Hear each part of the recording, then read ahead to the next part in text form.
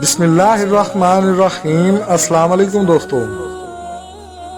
ایک شخص نے حضرت علی رضی اللہ تعالیٰ عنہ سے سوال کیا کہ کتے ایک وقت میں 7 بچے دیتے ہیں جبکہ بھیڑ بکریاں ایک وقت میں 1 2 یا پھر 3 بچے دیتی ہیں۔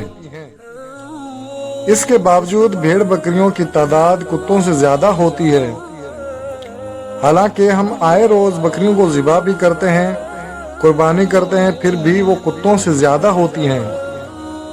حضرت علی رضی اللہ تعالیٰ عنہ نے فرمایا، یہی چیز برکت ہے۔ اس شخص نے کہا کہ برکت صرف بھیڑ بکریوں میں ہی کیوں ہے، کتوں میں کیوں نہیں؟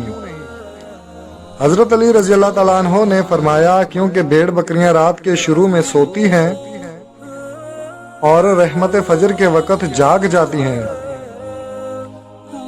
تو برکت کو پا لیتی ہیں، مگر کتے ساری رات بھونک کر فجر کے قریب سو جاتے ہیں اور رحمت اور برکت سے محروم ہو جاتے ہیں۔ میں تمہیں نصیحت کرتا ہوں کہ رات کو جلدی سو اور صبح جلدی اٹھو، یہی رزق اور اولاد میں برکت کا ذریعہ ہے۔ سبحان اللہ۔ ملتے ہیں اگلی ویڈیو کے ساتھ۔ اپنا بہت سارا خیال رکھیں، خوش رہیں، آباد رہیں اور خوشیاں بانٹتے رہیں۔ اللہ حافظ۔